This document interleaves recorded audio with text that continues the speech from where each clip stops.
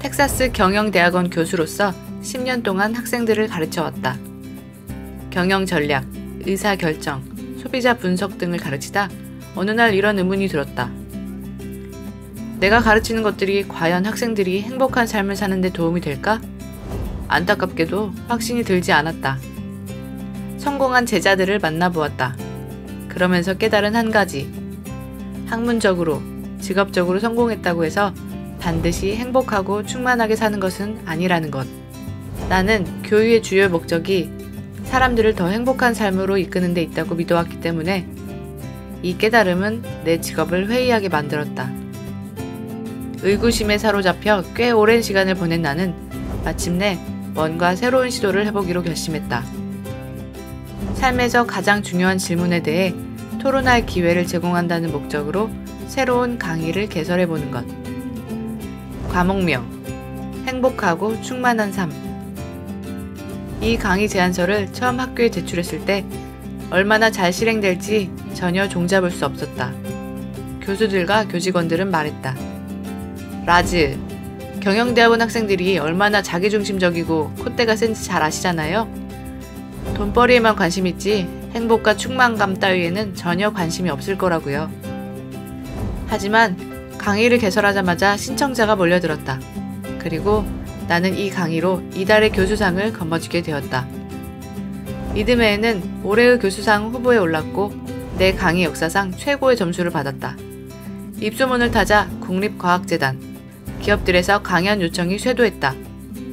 2015년 여름까지 1000명 이상을 가르쳤고 세계적인 온라인 강의 플랫폼 무크와 코세라에 등록되어 2016년 1월에는 수강생이 무려 10만 명에 이르렀다. 무크 선정 최고의 강의, 코세라 강의 탑10. 내 강의를 들은 학생들로부터 지금도 감사 이메일을 받고 있다.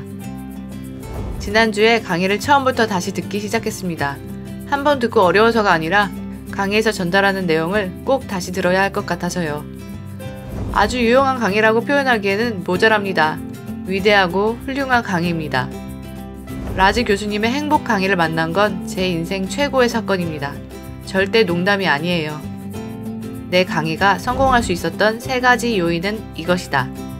첫째, 삶의 행복과 충만감을 결정하는 요인이 무엇인지 이해하려는 진지한 갈망. 둘째, 행복한 삶에 필요한 것이 무엇인지에 관한 과학적 실험과 이해의 결합. 셋째, 실제 강의를 들은 학생들의 행복 수준이 강의 막바지에 정말로 높아진 것. 나는 더 많은 사람들에게 강의 내용을 일목요연하게 전달하기 위해 왜 똑똑한 사람들은 행복하지 않을까? 라는 책을 썼다. 지금부터 행복한 삶을 위한 출발점으로서 가장 먼저 해야 하는 일에 대해 말해보고자 한다.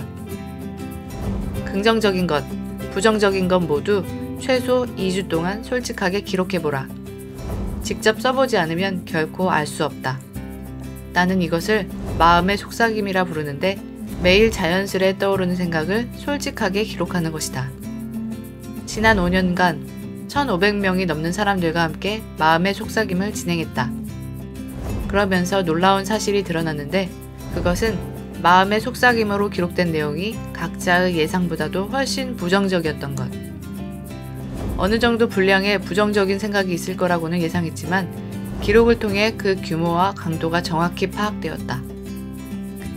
학생들이 예상한 부정적인 생각의 정도는 평균 25에서 40% 정도였다. 그런데 실제로는 50에서 70% 정도가 부정적이었다. 학생들의 예상과 극명히 대비되는 결과였다. 더 나아가 부정적인 생각을 부채질해서 행복감을 떨어뜨리는 구체적인 요인 7가지를 찾아냈다. 나는 이것을 행복의 치명적인 7가지 죄라고 정리했다. 행복을 평가절하하기, 우월성 추구하기, 사랑을 갈구하기, 지나치게 통제하기, 남을 불신하기, 열심히 또는 무심히 열정을 추구하기, 감정과 직관을 소홀히 하는 것. 결론은 행복의 치명적인 7가지 죄를 없애고 행복에 필요한 습관을 길러야 행복한 삶을 살 수 있다는 것. 자, 7가지 죄가 무엇인지 면밀히 파악하고 마음의 속삭임 일기를 써보자. 당신이 더 행복해지기를 바란다.